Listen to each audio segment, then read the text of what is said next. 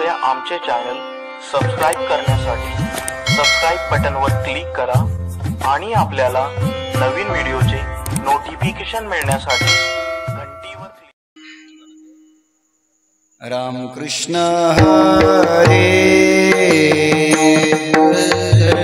राम कृष्ण हरे हरे जय जय राम कृष्ण हरे जय राम कृष्ण हरे जय जय राम कृष्ण जय राम कृष्ण हरे जय राम कृष्ण हरे जय राम कृष्ण हरे जय राम कृष्ण हरे जय राम कृष्ण जय जय राम कृष्ण जय जय राम हरे जय राम कृष्ण जय जय राम कृष्ण जय जय राम कृष्ण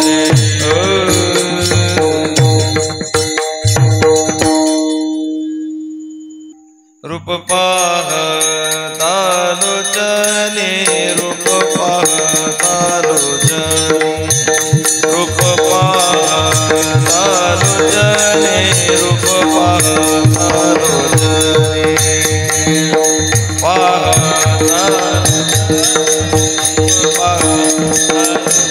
लोचने रूप पाहता लोचने रूप पाहता लोचने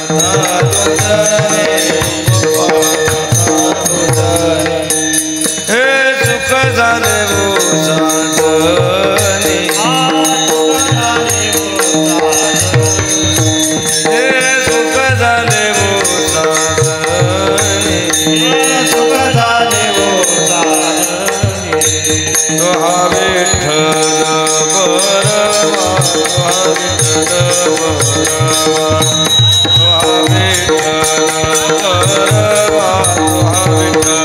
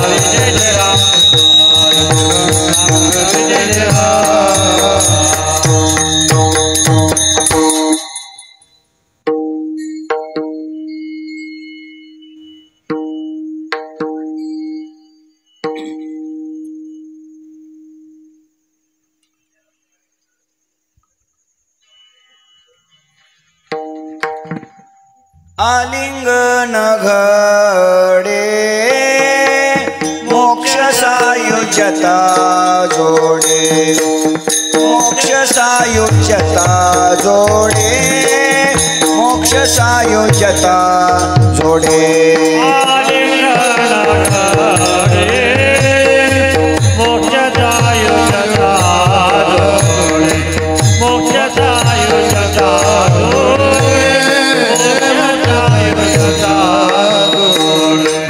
ऐसा संताचा महिमा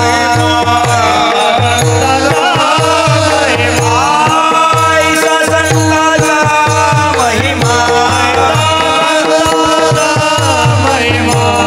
ऐसा संताचा महिमा झाली बोलायाची सीमा झाली बोलायाची सीमा झाली बोलायाची सीमा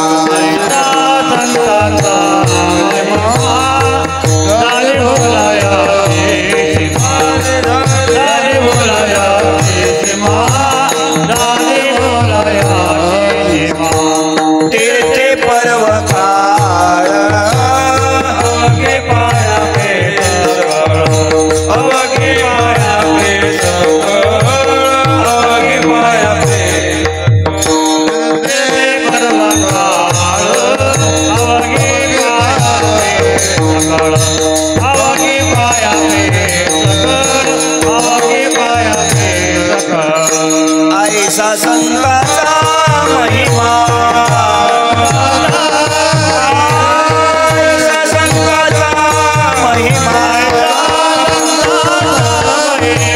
ऐसा संताचा महिमा झाली बोलायाची सीमा झाली बोलायाची सीमा झाली बोलायाची सीमा ऐसा संताचा महिमा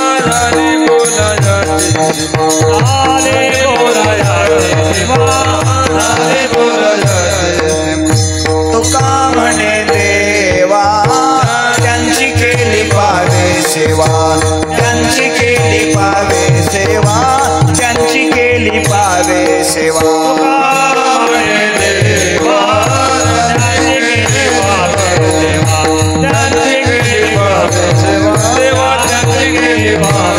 ऐसा संताचा महिमा ऐसा संताचा महिमा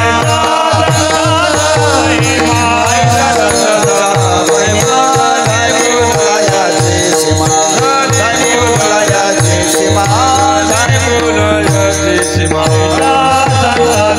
महिमा झाली बोलायाची झाली बोलायाची सीमा झाली बोलायाची सीमा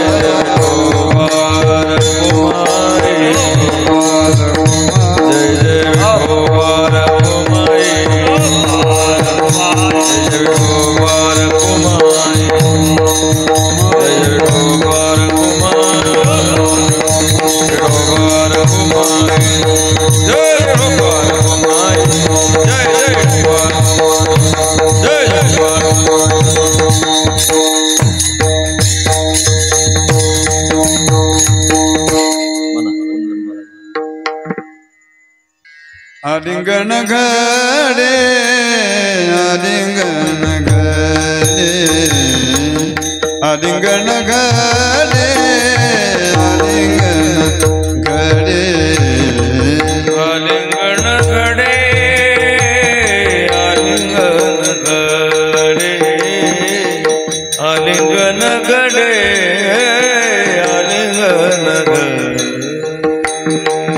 आलिंगन घडे आलिंगन घडे आलिंगन घडे आलिंगन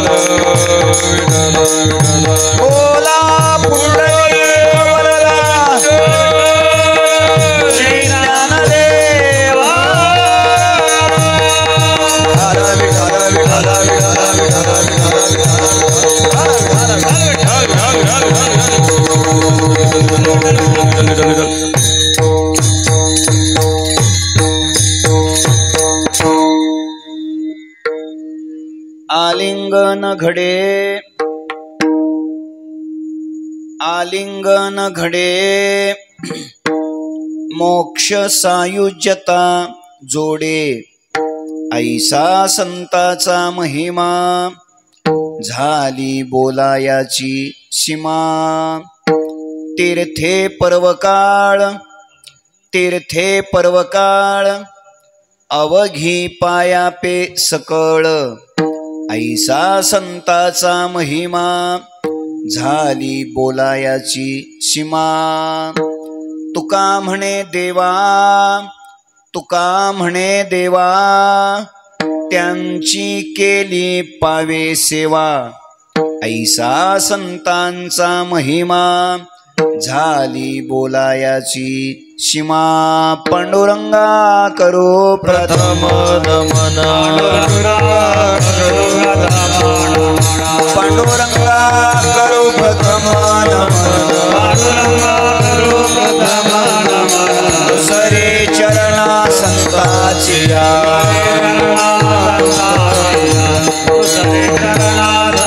त्यांच्या कृपादाने कथेचा विस्तार त्यांच्या कृपादाने कथेचा विस्तार बाबाजी सद्गुरु दास तुका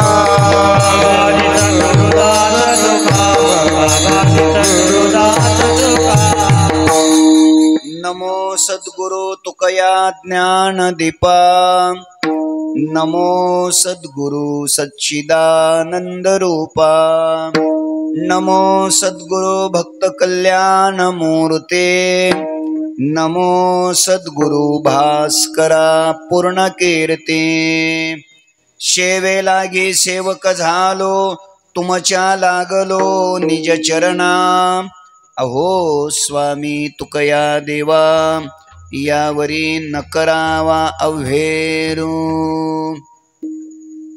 सकळ ही तीर्थे निवृत्तीचे पायी सकळ ही तीर्थे निवृत्तीचे पायी तेथे बुडी दे माझ्या मना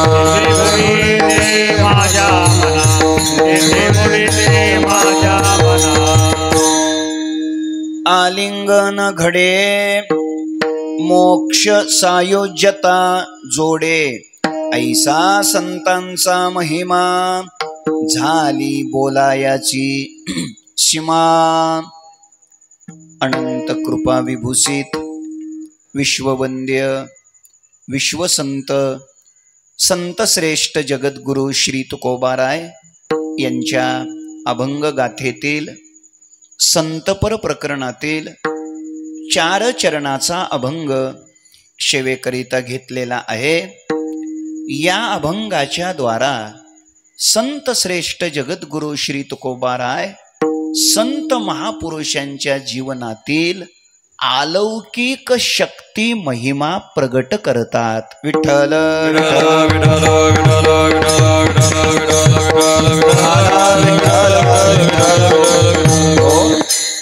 अनंत कोट ब्रह्मांड नायक अकारण कारण करुणा वरुणालय अखिल गुणनिधान भक्तवत्सल जगदाधार रुक्मिणी प्राण संजीवन भगवान श्री पंढरीश परमात्म्याच्या असीम कृपेद्वारा ज्ञान कैवल्य तेजोनिधी विश्वमाऊली ज्ञानोबाराय वैराग्य शिरोमणी संत हृदय सम्राट विश्ववंद्य जगद्गुरु श्री तुकोबाराय आदी करून सर्व संत महंतांच्या आशीर्वादाने उपस्थित संत महंत भाविक सज्जन माता भगिनी संपूर्ण परिसरातून नाशिक जिल्ह्यातून शेजारच्या अनेक प्रांतातून उपस्थित असलेले वारकरी संप्रदायातील वारकरी शिक्षण संस्थेतील ज्येष्ठ श्रेष्ठ अध्वर्यू कीर्तनकार प्रवचनकार कथाकार टाळकरी वृंद गायनाचार्य मृदंगाचार्य आणि आपण देवरूप श्रोतृवर्ग या सर्वांच्या पवित्र उपस्थितीमध्ये भगवान मर्यादा पुरुषोत्तम रामप्रभूच्या पवित्र स्पर्शाने पुनीत असलेल्या या श्री क्षेत्र शिवडी तालुका निफाड जिल्हा नाशिक या गावामध्ये श्रीराम संस्थांच्या माध्यमातून श्रीराम भजनी मंडळीच्या सहकार्यातून संपन्न होत असलेला हा अखंड हरिनाम सप्ताह ग्रंथराज ज्ञानेश्वरी पारायण जगद्गुरु तुकोबारायांच्या गाथेचं भजन आदी करून हा महोत्सव या ठिकाणी संपन्न होतोय।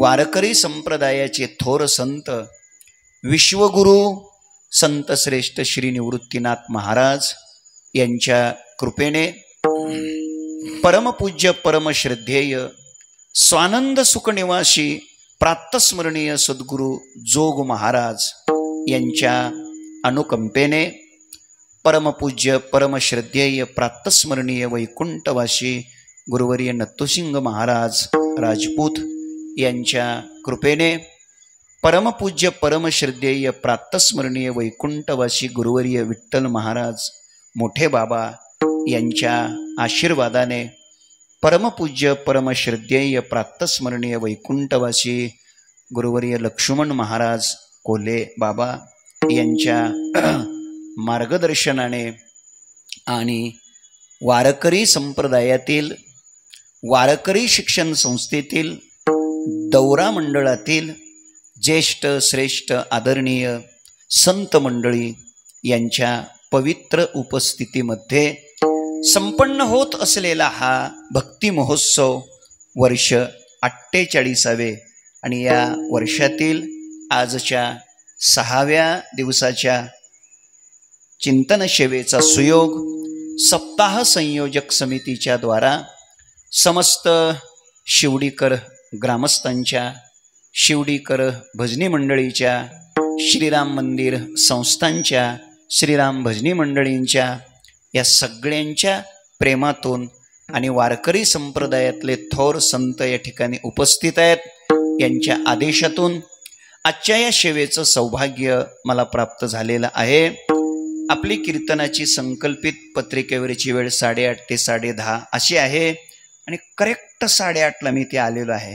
त्यामुळे अगदी वेळेमध्ये 10:30 पर्यंत आणि तुमची जर इच्छाच असेल थोडं लांब जायचंय थोडं शेतात जायचंय काही अडचणी आहेत असं जर वाटत असेल तर मग 10 वाजेपर्यंत 1 तास उरला खटवांगरायाशी असे कमी वेळेमध्ये आपण चिंतन करण्याचा प्रयत्न करूया। विठ्ठल विठ्ठल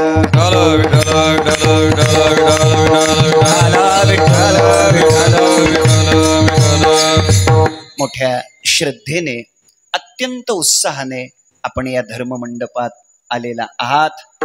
मी आपणा सर्वांच्या चरणकमली वंदन करतो आणि वारकरी संप्रदायातील भजनाच्या क्षेत्रातील हिमालयाची ज्यांची उंची आहे आणि अत्यंत धीर गंभीर असं ज्यांचं जीवन आहे वारकरी संप्रदायातले अत्यंत पवित्र अंतरंग साधना ज्यांच्या जीवनामध्ये संपन्न आहे अशी ज्येष्ठ श्रेष्ठ गुरुबंधू संस्थेतील मंडळी या ठिकाणी टाळ घेऊन उभे आहेत। या सर्वांच्या चरणी मी हृदयापासून मनापासून वंदन करतो। वारकरी संप्रदायामध्ये ज्यांचं भजन जन्मभर ऐकत बसावं असं वाटतं असे आदरणीय आरोबाबा इथे टाळ घेऊन उभे आहेत। नव्या पिढीतलं अत्यंत गोड व्यक्तिमत्व कुंदन महाराज शास्त्री त्यांना अरे पत्रिकेत आहे ना पत्रिकेचा अपमान झाला नाही पाहिजे त्यांचे हा मग मी बोललो पाहिजे ना तसं कुंदन महाराज जे आहेत आदरणीय शिवशंकर महाराज हरिभक्तीपरायण आदरणीय भानुदास महाराज वारकरी संप्रदायातलं मृदंगाच्या क्षेत्रातलं आणि संस्थेवर आणि ज्ञानोबारायाच्या आणि तुकोबारायांच्या अर्थात पांडुरंगाच्या वारीवर पायी वारीवर निष्ठेने प्रेम करणारं व्यक्तिमत्व आदरणीय वासुदेव महाराज ते या ठिकाणी हजर आहेत। या सर्वांच्या चरणी मी मनापासून वंदन करतो। विनेकरी सर्व टाळकरी चोपदार जागेत का या सगळ्यांच्या चरणी मी नतमस्तक होतो माझ्या उजव्या बाजूला उभा राहिलेले सगळे टाळकरे बऱ्यापैकी गावातले दिसतेत. या सगळ्यांच्या चरणी नतमस्तक होतो आणि अरुबाबा एक छोटी विनंती यांना करतो एवढीच. ते लाल शर्ट आहे ना, लाल शर्ट हां, तुम्ही लाल शर्टवाले, हां थांबा. तुमच्यापासून ते सगळे तेवढे मागचे त्या सगळ्यांनी उठायचं, खांबाला टेकून बसलेल्यापासूनचे सगळ्यांनी, आणि माझ्या इथं पुढे येऊन बसायचे. इथं थेट तिथं नाही सरकायचं, तिथं नाही. मग मी तिकडे येतो. अरे उठून या ना इकडं, पुढे या ना. मी वर्गणी मागत नाही, आज काय मागणार नाही. 2 लाख भेटलेत गेल्या वर्षी. पुढे या ना. अरे इतक्या लांब कसे बसलेत? पुढे या. मग उठा, ते मागचे सगळे पुढे या. इथं माझ्या जवळ या. 10-5 जण तरी या जरा. या इथं उठून, इथं थेट पुढे या. तिथं नका माऊली, इथं या जरा. या शानी माणसं उठा तेवढी. मागचे उठा, 2-4 बसा इथे या जरा. थोडं 5-5 फूट तुम्ही तरी पुढे सारखा. एक 5 फूट, 5 फूट. आताशी 1 झालं, 1 फूट झालं. सारखं पुढं सारखं या. पुढे या. मधली जागा रिकामी ठेवू नका. जरा जवळ या. थोडं 2-4 जरा या. असे उठा. नामदेवराव या इकडे. इथं या. पुढे या जरा. या चला. मागचे पुढं सारखा या. पुढे या. जवळ या जरा. या पुढे या. इथे या. पुढे या माऊली. इथे जरा पुढं सारखं. खांबाला टेकण्यापेक्षा पुढं सारखा. या जवळ या. सारखं मागचे पुढं सारखा. या पुढं या. लवकर या. विठ्ठल पुढे या.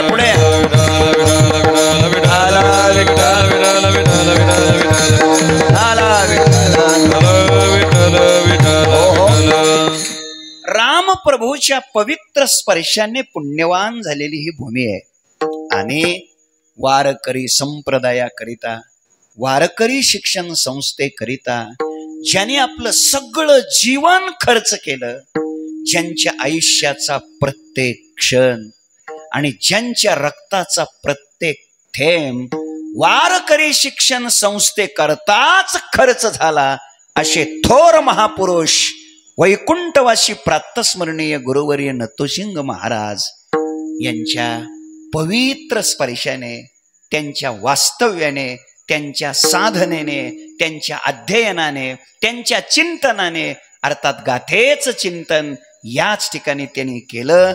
अशा या पवित्र जागेला मी हृदयापासून सलाम करतो, वंदन करतो आणि चिंतनाला प्रारंभ करूया. सेवेकरिता घेतलेला अभंग जगद्गुरु तुकोबारायांचा आहे. महाराज या अभंगातून संत महापुरुषांच्या जीवनातील अलौकिक शक्ती महिमा प्रगट करतात. ऐका, महिमा कोणाचा प्रगट होतो? माहिम्य कोणाचं प्रगट होतं? महिमा या जरा थोडे. ते असं मला नाही जमत हो. जरा जवळ आहे ना. मी काय आज नाही वर्गणी मागत. या लक्ष द्या. हा या. महिमा कोणाचा प्रगट होतो? माहिम्य कोणाचं प्रगट होतं? कोणाचं जीवन महिमामय वाटतं? कोणाचं जीवन महत्वपूर्ण वाटतं? जीवन महत्वपूर्ण वाटण्याकरता, जीवनातलं महत्व टिकून राहण्याकरता आणि सर्वांना ते महत्व पटण्याकरता त्या जीवनाशी 3 निकष जुळले पाहिजेत. कोणते ते 3 निकष आहेत? त्यातला पहिला निकष आहे अगतिकत्व. अगतिकत्व म्हणजे काय? जे कधी ऐकलेलं नसावं, जे कधी पाहिलेलं नसावं, ते ऐकायला आणि ते पाहायला मिळालं की माणसाला त्याविषयी काय वाटतो? महिमा वाटतो, कुतूहल वाटतं. म्हणजे पहिला निकष कोणता आहे? अगतिकत्व. दुसरा निकष आहे तोच महिमा टिकून राहतो, तोच महिमा माणसाला पटतो. तर दुसरा निकष आहे महत्वाचा अबाधित्व. ते कधी न ऐकलेलं, कधी न पाहिलेलं कायम टिकलं पाहिजे, तरच आपल्याला तो महिमा किंवा ते मोठेपण पटतं. म्हणजे दुसरा निकष आहे अबाधित्व आणि तिसरा निकष आहे कधी न पाहिलेलं, कधी न ऐकलेलं पाहिलं जावं, ऐकलं जावं. 1, ते कायम टिकणारं असावं. 2, आणि त्याचा आपल्या जीवनाशी उपयोग असावा, मगच आपल्याला ती वस्तू, ती व्यक्ती किंवा ते तत्व महत्वपूर्ण वाटतं. तिसरा निकष आहे सप्रयोजनत्व. पहिला निकष अगतिकत्व. कधी न पाहिलेलं, कधी न ऐकलेलं पाहायला मिळावं, ऐकायला मिळावं. आमच्याकडे येरमाळा नावाचं गाव आहे. येरमाळा माहित आहे तुम्हाला? माहित आहे. आणि तिथं ती जत्रा असते ना, जत्रा भरते ना, येडेश्वरीची जत्रा भरते. ऐका, जत्रा वेगळी आणि यात्रा वेगळी. यात्रा कशाला म्हणायचं? या आणि तरा, तिचं नाव यात्रा. आणि जत्रा कशाला म्हणायचं? जातच राहा, तिचं नाव जत्रा. जिथे गेल्यानंतर अंतःकरणातल्या सत्वगुणाची वृद्धी होते त्याला यात्रा म्हणा, आणि जिथं गेल्यानंतर अंतःकरणातल्या तमोगुणाची वृद्धी होते त्याला जत्रा म्हणा. जिथे गेल्यानंतर अंतःकरणातली शांतता अधिक वाढते, एकाग्रता अधिक वाढते त्याला यात्रा म्हणा. आणि जिथं गेल्यानंतर अंतःकरणातली चंचलता, बहिर्मुखता अधिक वाढते त्याला जत्रा म्हणा. म्हणून आळंदीची काय आहे? यात्रा. यात्रे अलंकापुरा येते. पंढरीची काय आहे? यात्रा. जो यात्रा आहे किंवा आळंदीच्या संबंधाने जो करील याची यात्रा. पैठणची यात्रा आहे. त्र्यंबकेश्वरची यात्रा आहे. नवे नवे श्री क्षेत्र शिवडीची सध्या. जिथं गेल्यानंतर सत्वगुणाची वृद्धी होते, एकाग्रता वाढते त्याला यात्रा म्हणा. याच्या उलट जिथं असतं त्याला जत्रा म्हणा. तर आणि मग त्याच्यात अनेक लोक येतात, अनेक लोक येतात. लोक काय करतील, कसे पैसे मिळवतील हे सांगता येत नाही. एका माणसानं तिथं मोठे मोठे बोर्ड लावलेले, मोठे मोठे बोर्ड लावलेले, आणि खूप वर्षापूर्वीची गोष्ट आहे, 25 वर्षापूर्वीची. मोठे मोठे बोर्ड लावलेले आणि त्याच्यावरती लिहिलेलं हेला भुसा खा रहा है. काय लिहिलेलं? हेला भुसा खा रहा है. लोकांना वाटलं काय असेल बरं, हेला भुसा खा रहा है म्हणजे विशेष वाटलं. लोक लाईनला लागायचे ते पाहण्याकरता. 2 रुपये तिकीट फक्त. तिकीट किती होतं? 25 वर्षापूर्वीची गोष्ट. 2 रुपये तिकीट. काय बघायचंय? हेला भुसा खा रहा है. अहो 4-4 तास ते तिकीट मिळवायला रांगेत उभं राहावं लागायचं. पण लोक तिकीट मिळवायचे, आतमध्ये जायचे, आणि तो माणूस असा हुशार होता. आतमध्ये प्रवेश करायचं द्वार पूर्वेकडे होतं, बाहेर पडायचं द्वार पश्चिमेकडे होतं. आतून बाहेर पडलेला जो मनुष्य आहे त्याची आणि आतमध्ये येणाऱ्याची अजिबात गाठ पडले नाही पाहिजे याची त्यानं चांगली दखल घेतली. ऐका. आणि मग 3-3, 4-4 तास लोक उभा राहायचे, ते तिकीट मिळवायचे. काय असेल? हेला भुसा खा रहा है. काय असेल? आतमध्ये जायचं. आतमध्ये गेल्यानंतर तिथं अशी बोर्ड लावलेला होता, पाटी लिहिलेली होती, उजवीकडे वळा. मग उजवीकडे वळायचं. पुढे गेल्यानंतर पाटी होती, डावीकडे वळा. मग डावीकडे वळायचं. पुढे गेल्यानंतर होतं दक्षिणेकडे फिरा.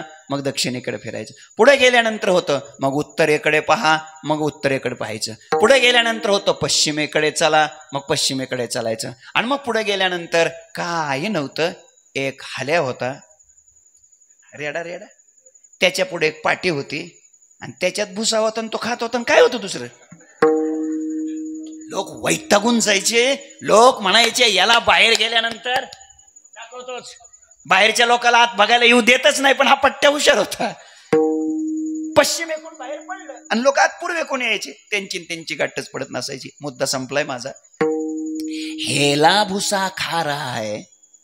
बरोबर. विशेष वाटलं, अगतिकत्व वाटलं, पण पाहिल्यानंतर ते माहिम्य काय झालं? संपून गेलं. ऐका, अगतिकत्वानं पुढे यावं, पण पुढे ते काय झालं पाहिजे? टिकलं पाहिजे, अबाधित पाहिजे. दुसरा निकष सांगतो. हिमालयाची जी उंची आहे ती कशी आहे? अबाधित आहे. अबाधित आहे. अबाधित्व हा निकष तिथं लागू आहे, पण तरी सुद्धा त्याचं माहिम्य वाटत नाही, कारण तिथं तिसरा निकष अडचणीचा आहे. कोणता? सप्रयोजनत्व. त्याचा आपल्या जीवनाशी उपयोग काय? तिन्ही गोष्टी पाहिजे. पहिलं अगतिकत्व असावं, दुसरं अबाधित्व असावं, आणि तिसरं सप्रयोजनत्व, म्हणजे त्याचा आपल्या जीवनाशी काय पाहिजे, उपयोग पाहिजे. तरच ती वस्तू, तरच ती व्यक्ती, तरच तो पदार्थ माहिम्य पूर्ण वाटतो. ऐका, हे तीनही निकष संतांच्या जीवनाशी तंतोतंत जुळतात. पहिला निकष अगतिकत्व. ऐका, संत हे इतरासारखे थोडेच भेटतात, संत हे इतरासारखे थोडेच दर्शन देतात. संतांचं जे जीवन आहे, महाराजांची भाषा आहे, संतांचं जे जीवन आहे, संत नव्हते जगा मानसा त्या सारिखे. अगतिकत्वाने कधीतरी काय होऊ शकतं, संतांची भेट होऊ शकते, संतांचं दर्शन होऊ शकतं. ऐशी याने भेटती ते साधू. कठीण आहे. ज्यांच्या दर्शने तुटे भवबंधू, जे का नित्य मोक्ष सिद्धी तीर्थ वंदूर. एक राहिलं, जे का सच्चिदानंदी नित्यानंद, जे का सच्चिदानंदी नित्यानंदो मोक्ष सिद्धी तीर्थ वंदुरे. कधीतरी ते भेटतात. अगतिकत्व हा निकष आहे. दुसरा निकष आहे अबाधित्व. भावबळे विष्णुदास नाही नाश पावत, किंवा जववरी चंद्र सूर्य तववरी कीर्ती घटस्थिरू. अविनाशित्व, अबाधित्व हा निकष आहे. आणि तिसरा निकष सप्रयोजनत्व. त्यांचा सामान्य जीवाशी, संपूर्ण जगाशी त्यांचा काय आहे, सगळ्यांना काय आहे, त्यांचा उपयोग आहे. येथे उपकारासाठी, येथे उपकारासाठी टाळी वाजवा.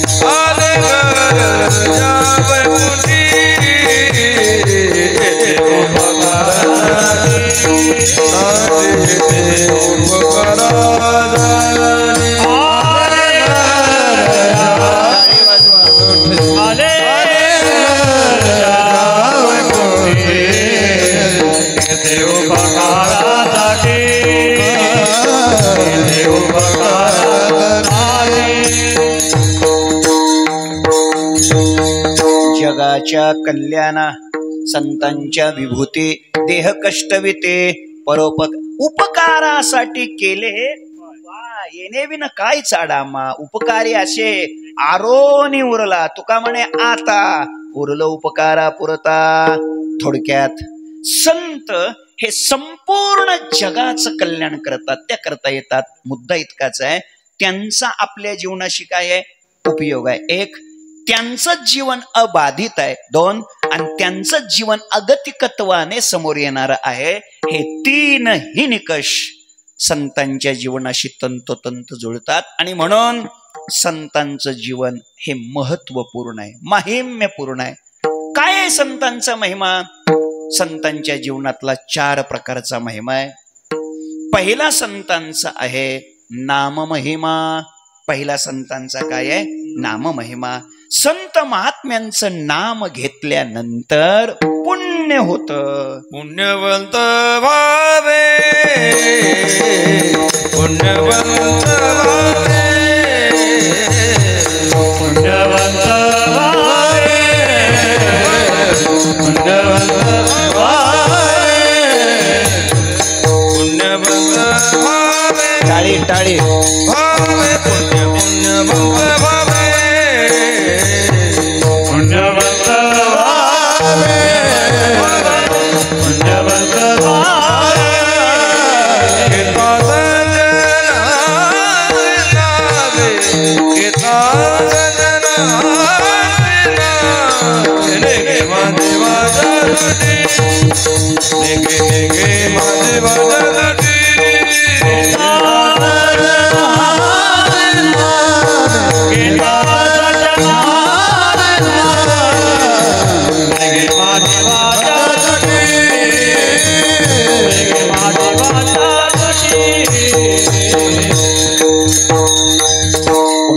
पुण्यवंत व्हावे घेता सज्जनाची नावे.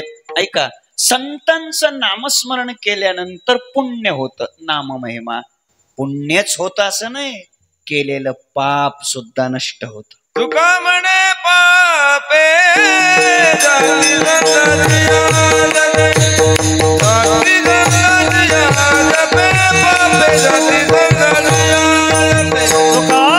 तुका म्हणे पापे जाती संताची आदते, जाती संताची आदते, संताची तुका म्हणे पापे जाते संताची या जपे. संतांचा जप केला. तुका म्हणे जपे वायू सुता जाती पापे. संतांच्या नामाचा जप केला, पाप नष्ट होतं. नाथांची गोड भाषा आहे. ज्ञानदेव चतुराक्षरी जपहा करीतो सर्वज्ञा. ज्ञानाज्ञान विरहित ब्रह्मप्राप्तीची संज्ञा. ज्ञाता निजांगी होय ऐशी ज्याची प्रतिज्ञा. ज्ञानाग्नीने पापे जळते हे ज्याची आज्ञा. ज्ञानदेव ज्ञानदेव म्हणता ज्ञानदेव देतो. वासुदेवची होतो अखंड वदनी वदेतो. पाप नष्ट करणं एक आणि पुण्य प्रदान करणं दोन. म्हणजे अनिष्ट निवृत्ती करणं आणि इष्ट प्राप्ती करणं हे संतांच्या नामाचं माहिम्य. हा नाम महिमा आहे. पुढे आहे संतांचा गुणमहिमा. कृपाळू उदार माझा ज्ञानेश्वर. हा त्यांचा. आता तुम्ही कृपावंत साधू संत जीवलग. कृपाळू हा त्यांचा काय आहे? गुणमहिमा. त्याच्यानंतर पुढे आहे त्यांचा स्वरूप महिमा. स्वरूप महिमा काय आहे? ब्रह्ममूर्ती संत जगी अवतरले. देवते संत देवते संत ते वर्तत दिसते. परिते देहींना माझ्या ठाई आणि मी तयांचे हृदये छटाकभर असे. आणि मी तयांचे हृदय समग्र असे. या समग्र शब्दाला अंडरलाईन करायचे म्हणजे लाल पेननं 2 रेगा ओढायच्या. समग्र का म्हणाले ज्ञानोबा आहे? त्याचं उत्तर आहे तुमच्या माझ्या हृदयामध्ये सुद्धा देव आहे, पण समग्र नाही. हे त्याचं उत्तर आहे. आपल्यात फक्त सामान्य रूपानं आहे, सामान्य रूपानं अस्तित्व रूपानं आहे. पण साधूच्या हृदयामध्ये असलेला परमात्मा विशेष रूपानं आहे. विशेष अर्थात ब्रह्ममूर्ती संत ते प्रत्यक्षात ब्रह्मच आहेत. हा त्यांचा स्वरूप महिमा. किती महिमा सांगितले? 3. नाममहिमा, गुणमहिमा, स्वरूप महिमा. आणि 4था आहे त्यांचा शक्ती महिमा. त्या शक्ती महिमेचे 2 प्रकार आहेत. एक लौकिक शक्ती महिमा आणि दुसरा अलौकिक शक्ती महिमा. ऐका, लौकिक शक्ती महिमा कशाला म्हणायचं? लोकांच्या दृष्टीने त्यांच्याकडे असलेला महिमा, लोकांना कळणारा महिमा, लोकांच्या दृष्टीने त्यांच्याकडे असलेला महिमा आणि सर्व संतांचा वेगळा वेगळा असलेला महिमा, त्याला लौकिक शक्ती महिमा म्हणायचं. पटवून देतो. लोकांना कळणारा, लोकांच्या दृष्टीने त्यांच्याकडे असलेला पण सर्व संतांचा वेगळा वेगळा महिमा, त्याचं नाव काय आहे? लौकिक शक्ती महिमा. आणि अलौकिक शक्ती महिमा कशाला म्हणायचं? लोकांना न कळणारा पण सर्वच संतांकडे असलेला एकच महिमा, त्याचं नाव आहे अलौकिक शक्ती महिमा. अगोदर लौकिक शक्ती महिमा सांगतो. उदाहरणार्थ चालविली जडभिंती, चालविली जडभिंती. हा महिमा आपल्याला शांतीब्रह्मन नाथांच्या संबंधाने सांगता येईल का? तुम्ही जागेत नाही सांगता येणार, नाही सांगता येणार. यवनांगावरी थुंकला प्रसाद देऊनी मुक्त केला. हा महिमा आपल्याला संत निळोबारायाच्या बाबतीत सांगता येईल का? नाही सांगता येणार, नाही सांगता येणार. जळी दगडा सहित वह्या तारी येल्या जैशाला ह्या. हा महिमा आपल्याला ज्ञानोबारायाच्या बाबतीत सांगता येईल का? नाही सांगता येणार, नाही सांग. फिरविले देऊळ जगा माझी ख्याती. हा महिमा आपल्याला तुकोबारायाच्या बाबतीत सांगता येईल का? म्हणजे आता तुमच्या लक्षात आलंच की महिमा आहेच, पण तो त्या संताचा तो वेगळा वेगळा महिमा आहे. त्याला लौकिक शक्ती महिमा म्हणा. लौकिक शक्ती महिमा हा प्रत्येक संतांचा काय असतो? वेगळा वेगळा असतो, वेगळा वेगळा असतो. लोकांना तो दिसतो. ज्ञानोबरायने रेड्यामुखी वेद बोलविला, गर्वद्विजांचा हरविला. हा लौकिक शक्ती महिमा आहे. लोकांसाठी हाऊस म्हणून केलं नाही, तसा प्रसंग निर्माण झाला आणि त्याकरता ते त्यांना करावं लागलं. मी त्याचा विस्तार अधिक मांडत नाही. लोकांना कळणारा पण सर्व संतांकडे वेगळा वेगळा असलेला महिमा, त्याचं नाव काय आहे? लौकिक शक्ती महिमा. आणि आता ऐका, सामान्य लोकांना न कळणारा पण सर्वच संतांकडे असलेला एकच महिमा, सगळीकडे अनुसूत असलेला महिमा, त्याचं नाव आहे अलौकिक शक्ती महिमा. आणि तो जर काय असेल तर तो अलौकिक शक्ती महिमा संतांचा तुकोबाराय अभंगाच्या पहिल्या चरणात सांगतात. आलिंगन घडे आलिंगन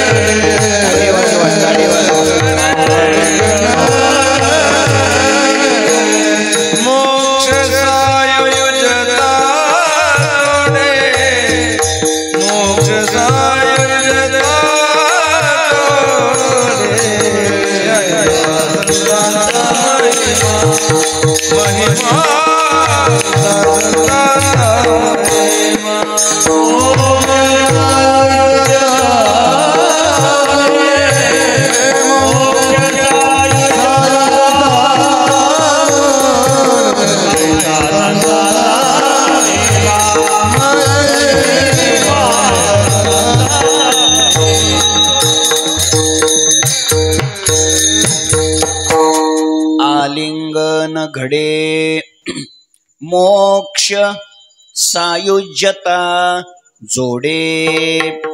अभंगाच्या पहिल्या चरणामध्ये जगद्गुरु संत श्रेष्ठ श्री तुकाराम महाराज संतांचा अलौकिक शक्ती महिमा सांगतात. काय अलौकिक शक्ती महिमा सांगितला? तुकोबाराय सांगतात, आलिंगन घडे. संतांना जर आलिंगन दिलं, संताचाने आपलं जर आलिंगन घडलं तर मोक्ष सायुज्यता जोडे. सायुज्य मोक्ष मिळतो. संतांना आलिंगन दिल्यानंतर सायुज्य मोक्ष मिळतो. हा संतांचा अलौकिक शक्ती महिमा महाराज सांगतात. आता इथे एक प्रश्न आहे, थोडी चर्चा आहे. हे संतांना आलिंगन दिल्यानंतर सायुज्य मोक्ष कसा मिळतो, कसं शक्य आहे? आता हे सायुज्य मोक्ष, थोड्या वेळ जरा सायुज्य शब्द बाजूला ठेवा, मोक्ष एवढा शब्द डोक्यापुढे घ्या. आणि मला वाटतं हे मोक्ष, ब्रह्म, माया, कुटस्थ, साक्षी, चैतन्य, अधिष्ठान असे शब्द ऐकले की लोकांना तकलीफ होते. लोकांना वाटतं चांगलं कीर्तन करता करता हे मध्ये बोला काय झालं, हे मोक्ष काय भानगड, नेमकं मोक्ष कशाला म्हणतात? तर ऐका, मोक्षाच्या काही व्याख्या मी आपल्या पुढे मांडतो. मोक्ष कशाला म्हणायचं? आत्यंतिक दुःखाची निवृत्ती आणि परमानंदाची प्राप्ती याला मोक्ष म्हणतात. झाली एक व्याख्या, मोजत राहता. दुसरी व्याख्या सांगतो, अनिष्टाची निवृत्ती आणि इष्ट प्राप्ती याला मोक्ष म्हणतात. 2. तिसरी व्याख्या सांगतो, नित्य निवृत्ताची निवृत्ती आणि नित्य प्राप्ताची प्राप्ती त्याला मोक्ष म्हणतात. 3 व्याख्या झाल्या.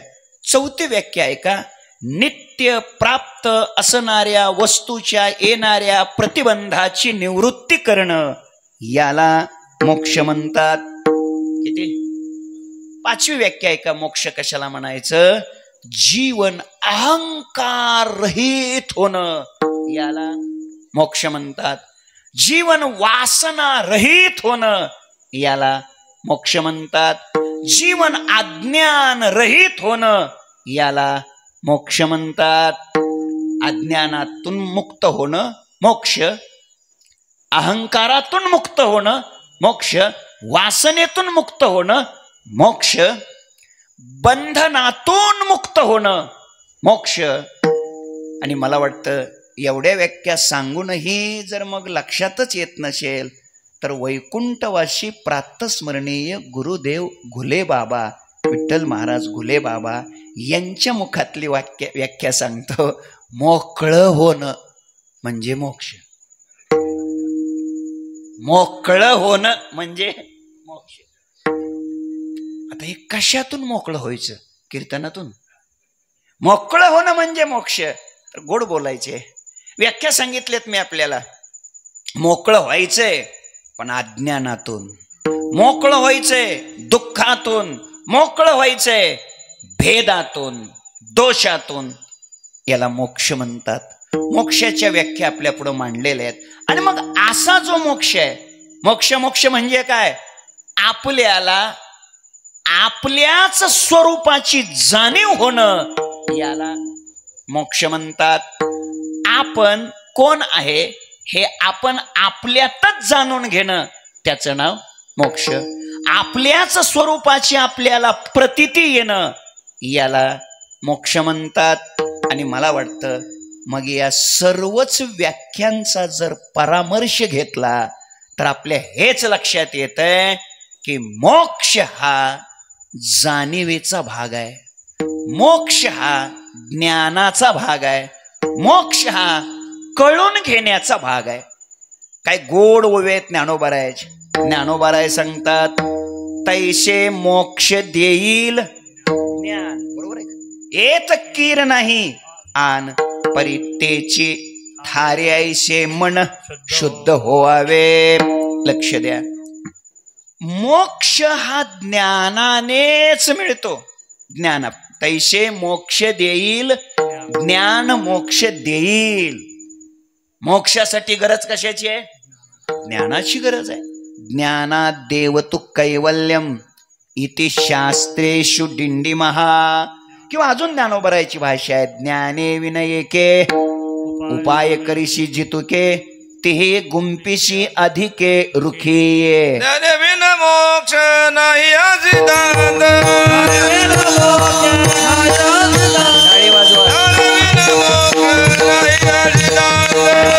विन मोक्ष नाही आजिदांत.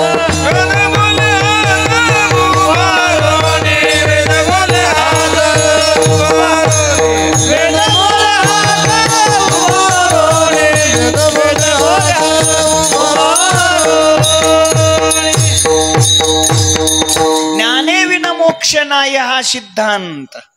अर्थात मोक्ष मिळण्याकरता अजून आहे का?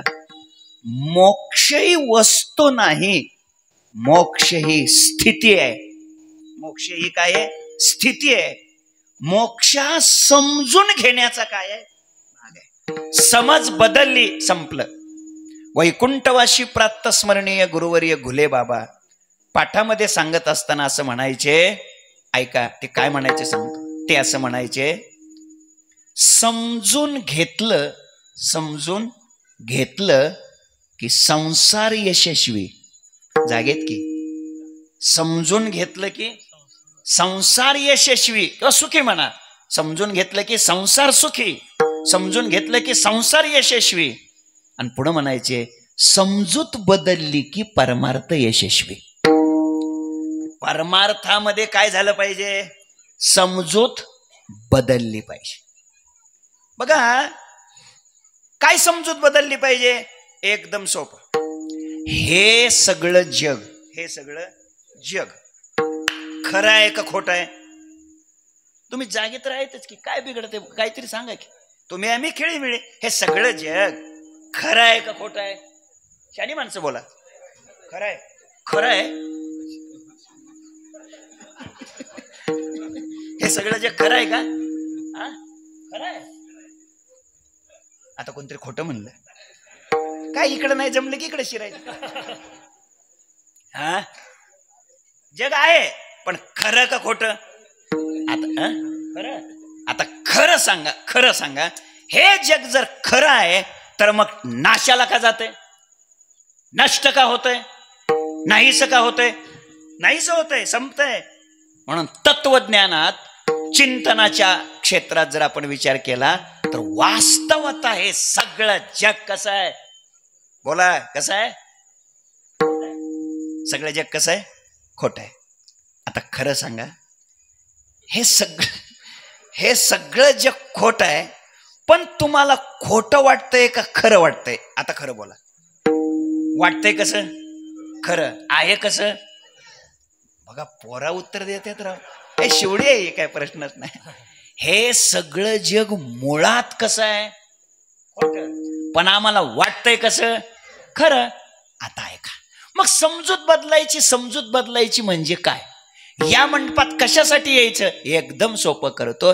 हे सगळं जग जे आम्हाला खरं वाटतंय, त्याऐवजी ज्या दिवशी हे जग आम्हाला खोटं वाटायला लागेल त्या दिवशी ठरवायचं आमचा परमार्थ सफल, यशस्वी झाला. कधीतरी वाटलं पाहिजे लटिका हा व्यवहार, सर्व हा संसार, असं वाटलं पाहिजे. जे जे देखणे सकळ ते हे स्वप्नीचे मृगजळ. थोडक्यात काय, समजूत बदलली पाहिजे. तर ऐका, मोक्ष हा कशाने मिळतो? ज्ञानानेच मिळतो. मोक्ष ज्ञानानेच प्राप्त होतो. बघा, आलिंगन ही काय आहे? क्रिया. आलिंगन हे काय आहे? कर्म. आणि मग आलिंगन या क्रियेच्या द्वारा मोक्ष मिळेलच कसा? कारण मोक्ष वस्तू नाही, मोक्ष ही स्थिती आहे. मोक्ष हा ज्ञानाचा भाग आहे. मोक्ष हा जाणीवेचा भाग आहे. मोक्ष हा कळून घेण्याचा भाग आहे. म्हणून मोक्ष जीवनामध्ये संपादित होण्याकरिता जीवनात आवश्यकता कशाची आहे? ज्ञानाची. आणि आलिंगन घडे. आलिंगन हे तर काय आहे? कर्म आहे. कर्म. आलिंगन हे काय आहे? कर्म आहे, क्रिया आहे. मग क्रियेतून, कर्मातून मोक्षाची निर्मिती होते का? होत नाही. क्रियेतून काय काय निर्माण होतं? उत्पाद्य, प्राप्य, संस्कार्य आणि विकार्य, या 4 गोष्टी निर्माण होतात. काही गोष्टी उत्पाद्य असतात. उत्पाद्य म्हणजे मातीतून घटाची काय होते? निर्मिती होते. बरोबर, मातीतून घटाची निर्मिती होते. तसं काही असं केल्यानंतर मोक्ष निर्माण होतो असं आहे का? नाही. क्रियेतून उत्पाद्य, घटाची निर्मिती होते. पुढे आणखीन काय? प्राप्य. पुण्य केल्यानंतर स्वर्गाची प्राप्ती होते. प्राप्ती, तो एक लोक आहे, त्याची प्राप्ती होते. तसा मोक्ष हा काय एखादा लोक आहे का? लोक विशेष आहे का? नाही. पुढे संस्कार्य. लग्नामध्ये भूदेवाच्या साक्षीने, वेदमंत्राच्या साक्षीने लोक अक्षदा टाकतात आणि त्या स्त्रीवर आणि त्या पुरुषावर म्हणजे वधू आणि वर यांच्यावर पती आणि पत्नी हे काय केले जातात? संस्कार केले जातात. तसा काय विशिष्ट संस्कार केल्याने मोक्ष भेटतो का? नाही. म्हणजे मोक्ष संस्कार्य नाही, मोक्ष प्राप्य नाही, मोक्ष उत्पाद्य नाही. आणि पुढे काय? विकार. दुधामध्ये थोडं दही टाकलं, थोडं ते काय म्हणतात आपण विरजण टाकलं की त्याचं काय बनतं? दूधची मुराले स्वभावे तरी तेची दही. तसा मोक्ष काही विकारानं निर्माण होतो का? नाही. मोक्ष विकार्य नाही, संस्कार्य नाही, प्राप्य नाही आणि उत्पाद्य नाही. थोडक्यात मग आलिंगन हे कर्म आहे. त्या कर्मातून तर या 4 गोष्टी निर्माण होतात. मोक्ष तर स्वयं सिद्ध आहे. मग आलिंगनाने मोक्ष मिळतो का? मिळेलच कसा? या प्रश्नाचं उत्तर द्यायचं आणि आजची सेवा समाप्त करायची. उत्तर आहे का? उत्तर असं आहे, आलिंगन हे कर्म आहे, क्रिया आहे. आणि मग त्या क्रियेने कसं काय मोक्ष मिळेल? काय झालं बरं का, काय झालं, एक मनुष्य असा निघाला होता आणि ते काय दोरी पडलेली होती. काय पडलेली होती? दोरी पडलेली होती. आणि तो घाबरला, बाप रे साप आहे म्हणून असा घाबरला. म्हणजे पडलेली काय आहे? दोरी. त्याला दिसला काय? साप. उजेडात दिसला का अंधारात दिसला? बोला की राव. उजेडात. माऊली, उजेडात दोरीच दिसेल की हो, साप कशाला दिसेल? लक्ष द्या, थोडं लक्ष द्या. पडलेली काय आहे? दोरी. याला दिसला काय? साप. उजेडात का अंधारात? अंधारात. अंधारात. अंधारात. ए दादा खरं सांगा, अंधारात साप तरी कशाला दिसेल हो? ज्या आरतीत दिसलाय त्या आरती तिथं उजेड आहे की नाही? उजेड आहे की नाही? आणि मग उजेडात साप कशाला दिसेल? दोरीत दिसेल ना. तुम्ही जागे आहेतच की. पडलेली काय आहे? दोरी. याला दिसला काय? उजेडात का अंधारात? उजेडात. अंधारही नाही आणि उजेडही नाही. मग नेमकं काय असेल त्यावेळी? ऐका, म्हणजे तुम्हाला काय म्हणायचं हे मला कळलंय, मी सांगतो. त्याला मंद अंधकार म्हणतात. काय म्हणतात? मंद अंधकार. नाही कळलं? तुमच्याकडचा शब्द तिन्ही सांज झाल्यावर काय म्हणते तिकडे अण्णा? तिने काय झाकड पडलं, तांबडी सांज वगैरे असं काहीतरी. अजून शास्त्रातला शब्द सांगतो मंद अंधकार. अजून पुढचा शब्द सांगतो अधिष्ठानाचं काय सांगा. अधिष्ठानाचं सामान्य ज्ञान आणि विशेष अज्ञान असल्यानंतर अधिष्ठानाच्या ठिकाणी अध्यस्थाची प्रतीती येते. नका डोक्याला ताण करून घेऊ तुम्ही. आपला मुद्दा इतकाच आहे, तिने म्हणजे थोडासा प्रकाश आहे, मंद अंधकार आहे. आणि अशा त्या मंद अंधकारामध्ये पडलेली काय आहे? दोरी. काय वाटलं? साप. घाबरला. अंगाला घाम आला. घाम. माझी भाषा नाही, ज्ञानोबारायाचे. ज्ञानोबाराय सांगतात, किरडू तरी कापडाचे परी लहरी येत होती या साचे. कापडाचा आहे पण घाबरला, एकदम घाबरला. अंग थरथर कापू लागलं, लटलट कापू लागलं. बापरे साप आहे. आता त्याला काय करायचंय? मारायचे. काय करायचे? मारायचे. 5 फुटाच्या काठीनं मारलं जाईल, मरेल का 7 फुटाची काठी लागेल? लवकर सांगा, घाबरू नका. मारायचे आपल्याला. 5 फुटाची काठी भागल का 7 फुटाची काठी घ्यावी लागेल? किती? 5 फुटाची. किती?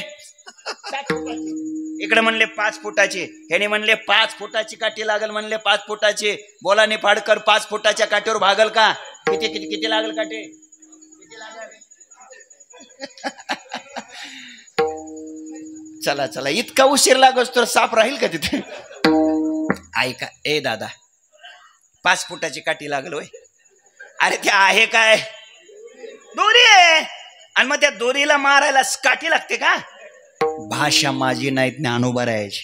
ज्ञानोबाराय सांगतात, दोरीची या उरगा डांगा मिळविता पैगा, तो शिनूची होय वाऊगा जिया परी. ज्ञानोबाराय सांगतात, अरे दोरीचा साप मारायला कुठं काठी लागते का?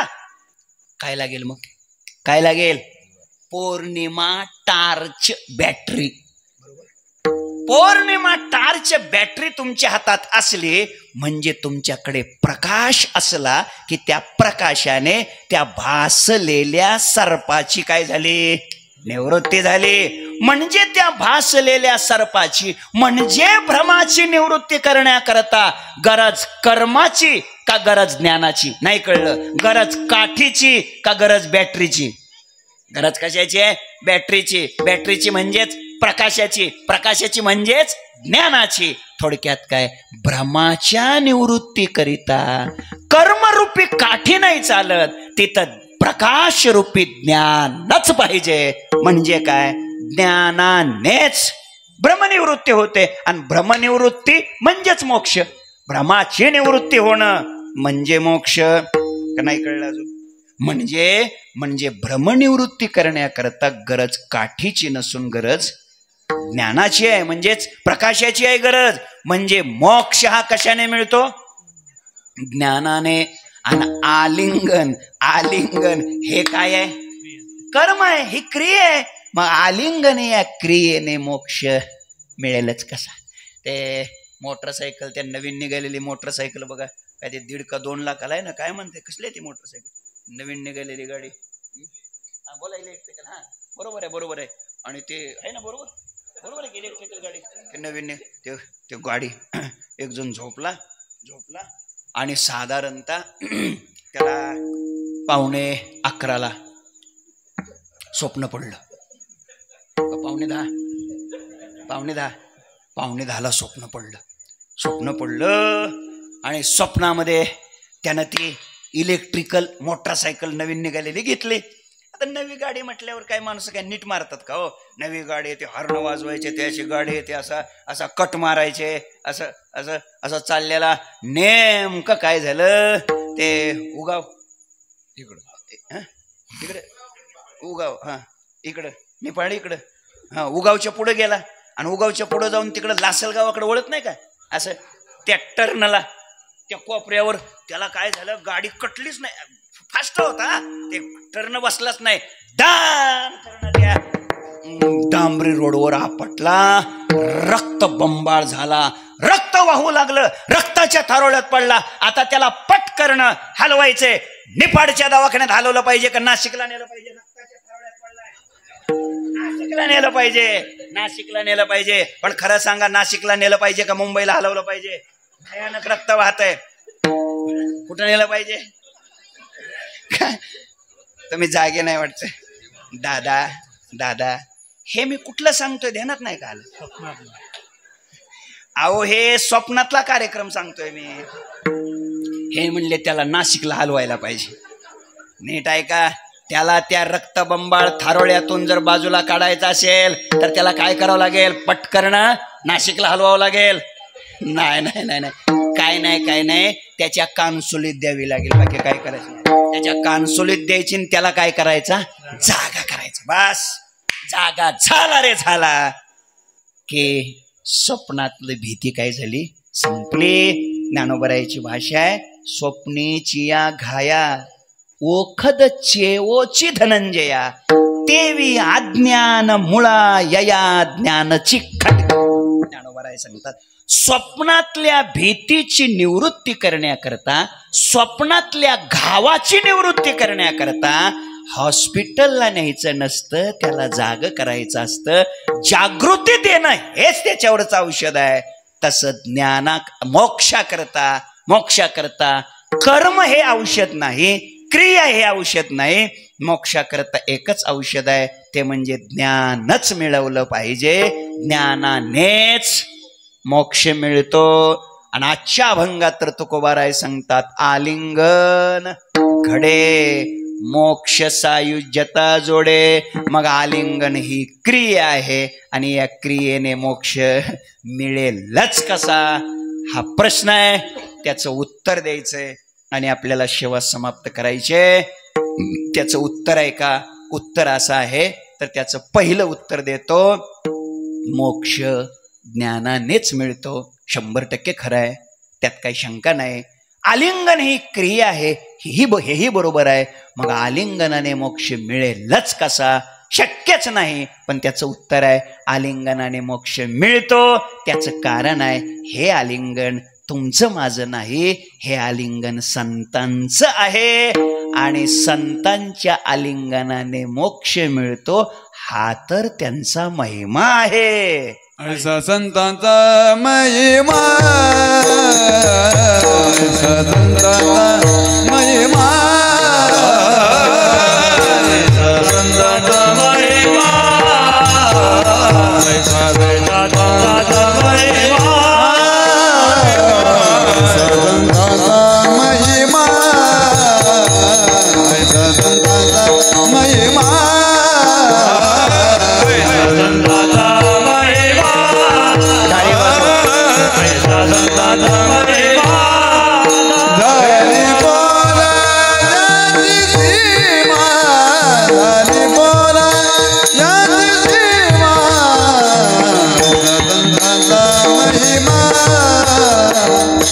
गंधाचा महिमा राधे बोल कृष्णा राधे बोल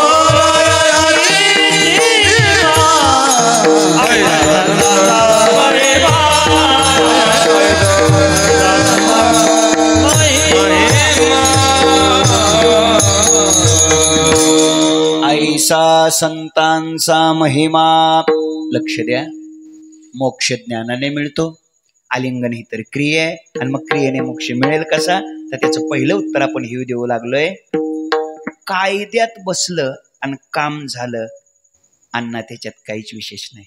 नियमात बसलं आणि काम झालं, ह्याच्यात काय विशेष आहे? नियमात न बसता सुद्धा जर एखाद्या माणसानं आपलं काम केलं तर त्याचा उपकार आहे. माझं बोलणं नाही कळलं? तर त्याचा उपकार आहे. अरे कायद्यात बसलं, नियमात बसलं आणि मग काम झालं, ते महत्वाचं नसतं. नियमात बसत नसताना सुद्धा, कायद्यात बसत नसताना सुद्धा, ज्याला द्यायचंय त्याची पात्रता नसताना सुद्धा देणाऱ्याने देणं, याला तर महिमा म्हणायचं. ऐसा संतांचा महिमा.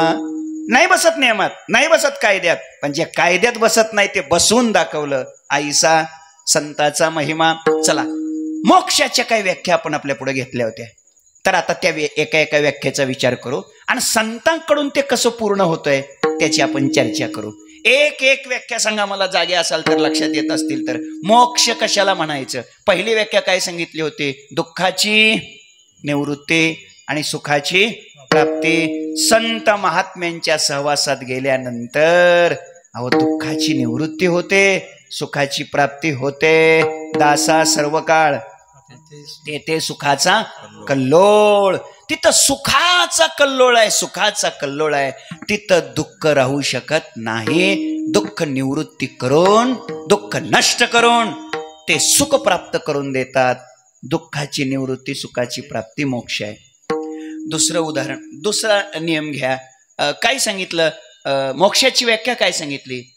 अहंकाराची निवृत्ती होणं, जीवनातला अहंकार नष्ट होणं, त्याला मोक्ष म्हणतात. ऐका, संत महात्म्यांच्या चरणाच्या सानिध्यामध्ये गेल्यानंतर त्यांच्या कृपेने अहंकाराचा वारा न लागो राजसा, त्यांच्या कृपेने जीवनातला अहंकार नष्ट होतो. एक ओवी देतो, आठवली, सांगतो. ज्ञानोबाराय सांगतात, संता सवे वसता, योग ज्ञानी पैसता, गुरु चरण उपासिता, वैराग्यशी. अण्णा, याच्यातलं वैराग्यशी हे जे पद आहे हे तिन्ही क्रियेला लावायचं. वैराग्यशी संता सवे वसता, वैराग्यशी योगज्ञानी पैसता, वैराग्यशी गुरुचरण उपासिता. असं जर घडलं होतं काय? पुढची वेळ येण्याची सत्कर्मे, आशेष ही अज्ञान विरमे, जयाचे अहम विश्रामे, आत्मरूपी अहम विश्रामे. अहंकार नष्ट होतो, मोक्ष मिळतो. आणि अज्ञान विरमे, अज्ञान नष्ट होतं. पूर्ण अज्ञानाची निवृत्ती संतांच्या सानिध्यात गेल्यावर होते. पूर्ण अहंकाराची निवृत्ती संतांच्या सानिध्यात गेल्यावर होते. अहंकार रहित जीवन होणं म्हणजे मोक्ष. अज्ञान रहित जीवन होणं म्हणजे मोक्ष. वासना रहित जीवन होणं म्हणजे मोक्ष. संत चरण रज लागता सहज, वासनेचे बीज जळून जाय, वासना नष्ट होते, अहंकार नष्ट होतो, अज्ञान नष्ट होतं. हे संत करतात, कारण गुरुतेथ ज्ञान, ज्ञानी आत्मदर्शन, दर्शनी समाधान अति जैसे. म्हणून संत महात्म्यांच्या चरण सानिध्यामध्ये पोचल्यानंतर त्यांच्या कृपेने हे मोक्षाची प्राप्ती होते. अजून आहे का? काय ज्ञानोबारायची भाषा गोड आहे. ज्ञानोबाराय सांगतात, त्यांच्यात ताकद आहे, त्यांच्यात सामर्थ्य आहे. जयाचे नाव तीर्थरावो, दर्शने प्रशस्तीशी ठावो, जयाचेने संगे ब्रह्मभावो, भ्रांतासही. या भ्रांतासही शब्दाला फार महत्व आहे या ओळीमध्ये. भ्रांतासही, जयाचेने संगे ब्रह्मभावो, अधिकार्याशी. असं नाही बोलले ज्ञानोबाराय, मग तो अधिकारी असला पाहिजे, साधन चतुष्टय संपन्न असला पाहिजे, समाधिषट संपत्ती असली पाहिजे, अंतरंग साधन, बहिरंग साधन, मुमुक्षुत्व वगैरे वगैरे. आणि मग कुठे त्याला ज्ञान, मग श्री गुरु कृपा. हे तर कायद्यातच बसतंय. पण ज्ञानोबरायची भाषा आहे, भ्रांताला सुद्धा मोक्ष प्राप्त करून देण्याचं सामर्थ्य संतात आहे. एकच उदाहरण सांगेल, प्रसिद्ध आपल्याला माहित असलेलं रेडा. रेड्याकडं काय साधना होती? काय साधना होती रेड्याकडे सांगा?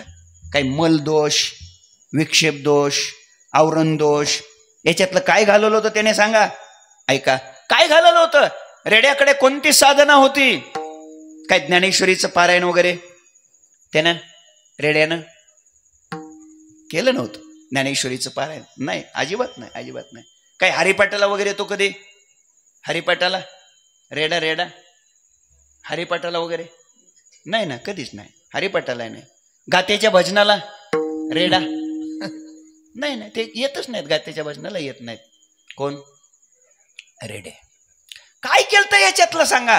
काहीच केलं नव्हतं, काहीच केलं नव्हतं. पण रेड्यामुखी वेद बोलविला. माझा मुद्दा इतकाच आहे, अरे अधिकार असेल आणि मग ज्ञान दिलं, याच्यात काय काम, याच्यात काय विशेष? अधिकार नसताना सुद्धा ज्ञानोबारायाने रेड्याला बोलवलं आणि त्या रेडेश्वर भगवंताचं आड्याला मंदिर झालं. ऐसा संतांचा महिमा. हा संतांचा महिमा आहे. हे संतांचं श्रेष्ठत्व आहे. आलिंगन घडे, मोक्ष सायुज्यता जोडे. ते आलिंगन कोणाचं आहे हो? ते आलिंगन संतांचं आहे. संतांचं 2 प्रमाणात येतो आणि पुढे चालतो. संतांचं आलिंगन आहे. महाराजांची भाषा आहे की आलिंगने संताची दिव्य झाली माझी काया, मस्तक हे पाया वरी त्यांच्या ठेविता.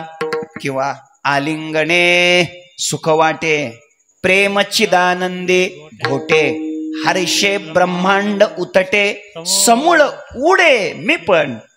या चरणात प्रत्येक कडव्यात मोक्ष आहे. आलिंगने सुख वाटे, सुख हे मोक्षाचं स्वरूप आहे.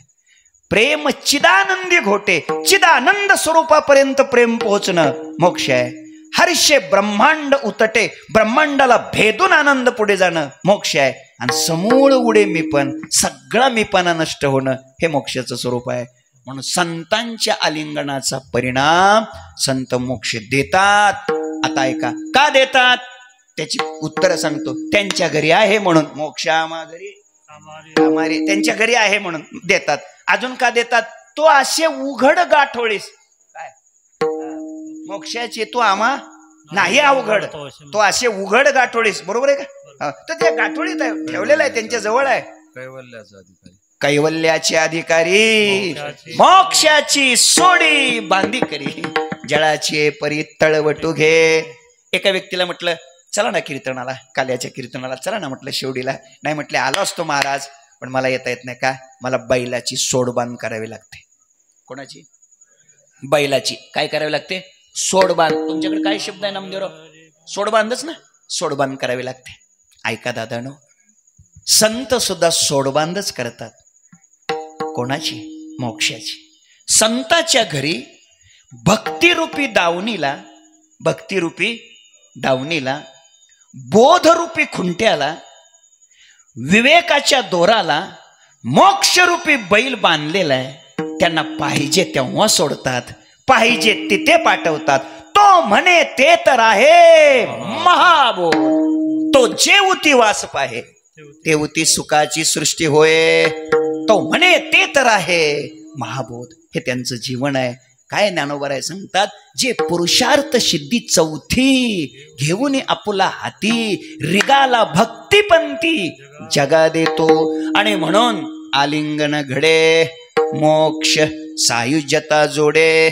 ऐसा संतांचा महिमा, झाली बोलायाची सीमा. 10 वाजलेले आहेत, आता बोलण्याची सीमा झालेली आहे. आणि अगोदरच आमचं ठरलंय की ते अर्धा तास लवकर. मी म्हणलं काय काळजी करू नका, जरी उशिरा सुरू झालं तरी आपण लवकर संपूया, कारण झाली बोलायाची सीमा. आता बोलण्याची सीमा झाली, बोलण्याची हद्द झाली. कारण आलिंगन कुणाचं आहे? संतांचं आलिंगन आहे. आलिंगनाचे 3 प्रकार आहेत. एक तमोगुणी आलिंगन आहे, दुसरं रजोगुणी आलिंगन आहे आणि तिसरं सत्वगुणी आलिंगन आहे. ऐका, कैकईचं आणि मंथरेचं जे आलिंगन आहे ना ते तमोगुणी आलिंगन आहे. धृतराष्ट्र आणि भीमदादा, धृतराष्ट्र आणि भीमदादा हे आलिंगन रजोगुणी आहे, रजोगुणी आलिंगन आहे. धृतराष्ट्राने निरोप पाठवला पांडवाला, भीमाला, मला खूप तुला भेटावं वाटतंय म्हणे, खूप भेटावं वाटतंय, आतुरलोय, असूच झालंय. निरोप आला. भीम साधा भोळा माणूस, मोकळ्या मनाचा, निघाला भेटायला लागेल. बाबांना अडवला. कुणी? कृष्ण कन्हैयाने. ए कुठे काय कीर्तन आहे काय म्हणे, असा पटपटा निघाला. जरा विचार म्हणजे काय, अहो काका माझी वाट पाहतेत, काका मला भेटायला बोलवतेत. कृष्ण कन्हैयाने सांगितलं, भीमा तुला अजून काकाचा अंदाज नाही.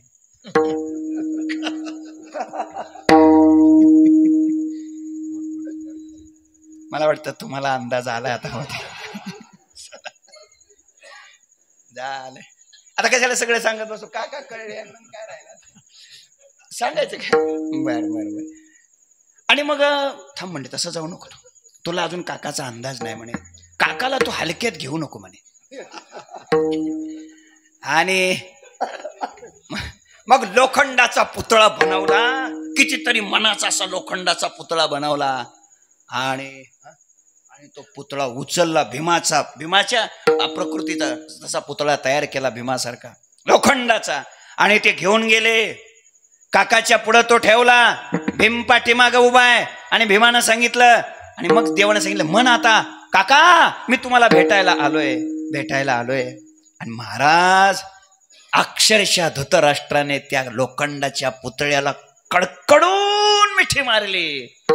आणि अक्षरशः त्या लोखंडाच्या पुतळ्याचं काय झालं, पीठ झालं, पीठ. मग भीमाला अंदाज आला, लोखंडाच्या पुतळ्याचं जर पीठ काकाने केलं, माझं तर थालपीठ केलं. हे रजोगुणी आलिंगन आहे. आणि ज्ञानोबारायांचं, तुकोबारायांचं, सोपान काकाचं, सद्गुरू निवृत्तीनाथाचं, सद्गुरू जोग महाराजांचं, या महात्म्यांचं किंवा पुराणातल्या दृष्टिकोनातून सांगायचं ठरलं तर भगवान कृष्ण कन्हैयाचं आणि अर्जुनरावाचं जे आलिंगन आहे ना ते सत्वगुणी आलिंगन आहे. मग सावळा सकंकनू बाहू पसरोनी दक्षिणू आलिंगिला स्वशरणू भक्तराजुतो. अर्थात हे सात्विक आलिंगन आहे. संताचं जे आलिंगन आहे ते सात्विक आहे. पुढे सांगू का, संताच्या आलिंगनानं मोक्ष का मिळतो त्याचं पुढचं एक उत्तर देतो. त्यांचा देह काय देह असतो का? त्यांचा देह नसतो, तो सच्चिदानंद असतो, सच्चिदानंद असतो. का ते सदेह सच्चिदानंद का नो व्हावे ते. जयाचे 28 शब्द सुखे म्हणू येते वेद, ते सदेह सच्चिदानंद का नो व्हावे. त्यांचा देह सच्चिदानंद असतो, सच्चिदानंद मूर्ती आरती तुकारामा. त्यांचं शरीर म्हणजे सच्चिदानंद आहे. आणि मग सच्चित आनंदाला जर आलिंगन दिलं तर मोक्ष का मिळणार नाही. म्हणून आलिंगन घडे मोक्ष सायुज्यता जोडे. ऐसा संतांचा महिमा झाली बोलायाची शिमा. काय महिमा आहे त्यांचा अभंगाच्या 3ऱ्या चरणामध्ये सांगतात. तीर्थे पर्व काळ, तीर्थे पर्व काळ, तीर्थे पर्व काळ, तीर्थे पर्व काळ.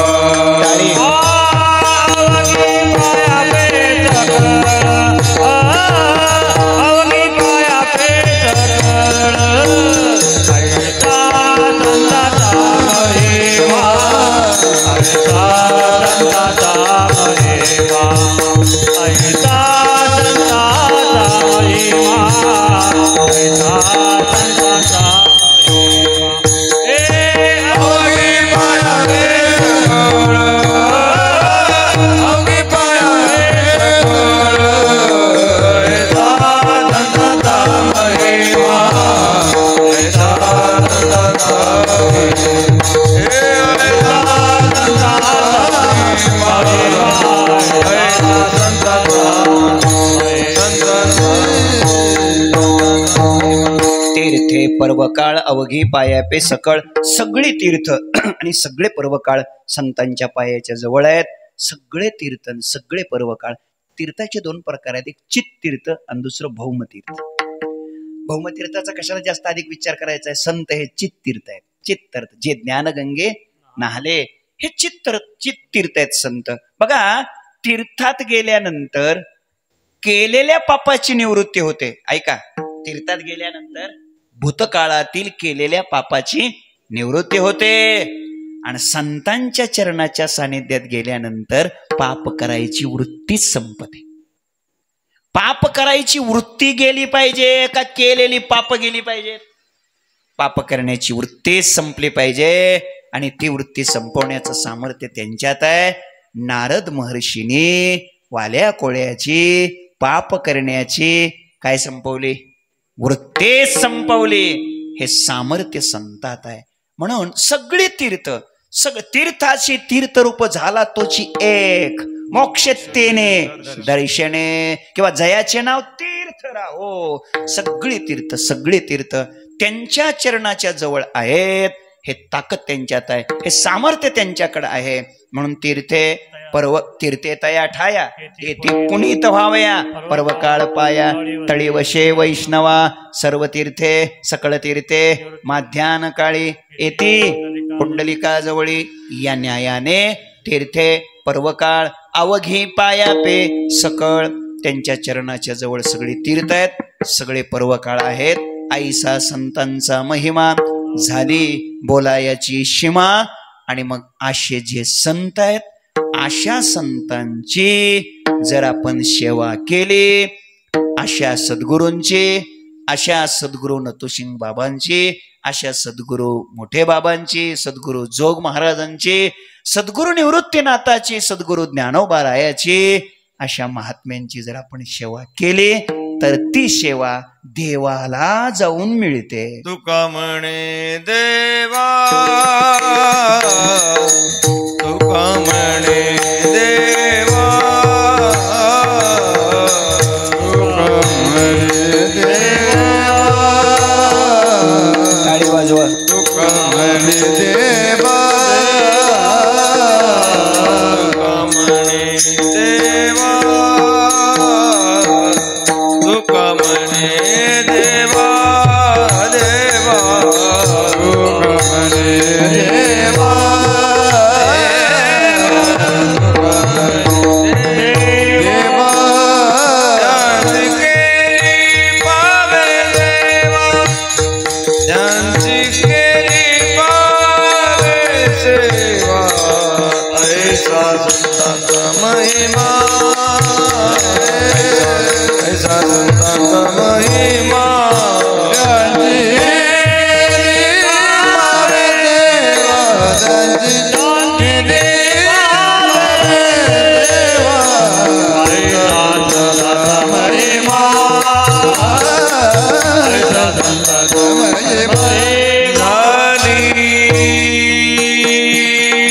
झाली बोलायाची सीमा,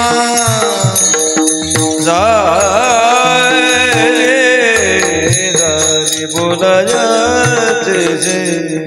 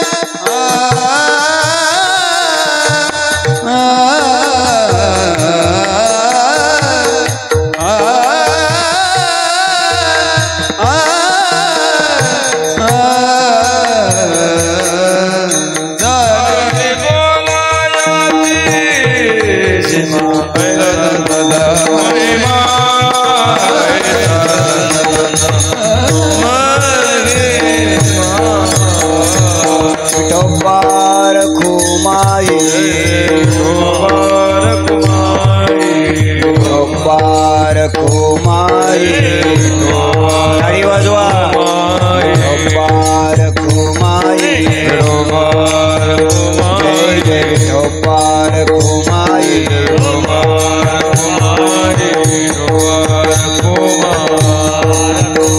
विठोबार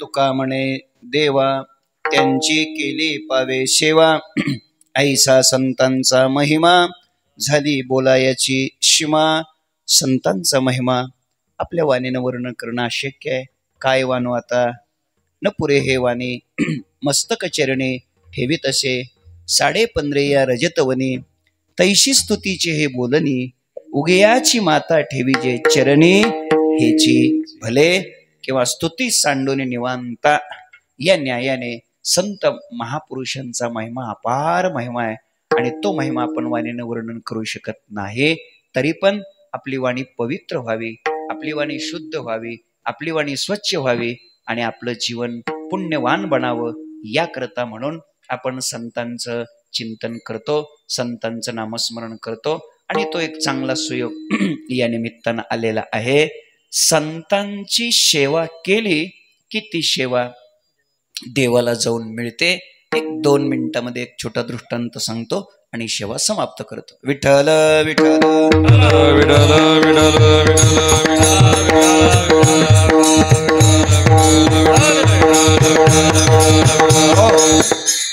तुका म्हणे देवा त्यांची केली पावे सेवा म्हणजे संतांची सेवा जर केली तर ती सेवा देवाला जाऊन मिळते असा याचा अर्थ आणखीन एक अभंग आपल्या नेहमीचं चिंतन आहे पवित्र सोवळी एकतीच भूमंडळी त्याचंही शेवटचं चरण हेच आहे तुका म्हणे देवा त्यांची केली पावे सेवा दोन्ही अभंगाला एकच चरण का म्हणजे महाराजांना आठवलं नाही का तसा त्याचा अर्थ नाही दोन्हीचा अर्थ वेगळा आहे पवित्र सोवळी एकतीच भूमंडळी ज्यांचा आवडता देव अखंडित प्रेमभाव बरं का या अभंगामध्ये तुका म्हणे देवा त्यांची केली पावे सेवा हे जे त्या अभंगाचं चरण आहे त्या अभंगामध्ये तुका म्हणे देवा त्यांची केली पावे सेवा याचा अर्थ असा आहे त्यांची सेवा देवाला पावते आपली नव्हे त्यांची सेवा देवाला पावते आपली नाही आणि या अभंगामध्ये तुका म्हणे देवा त्यांची केली पावे सेवा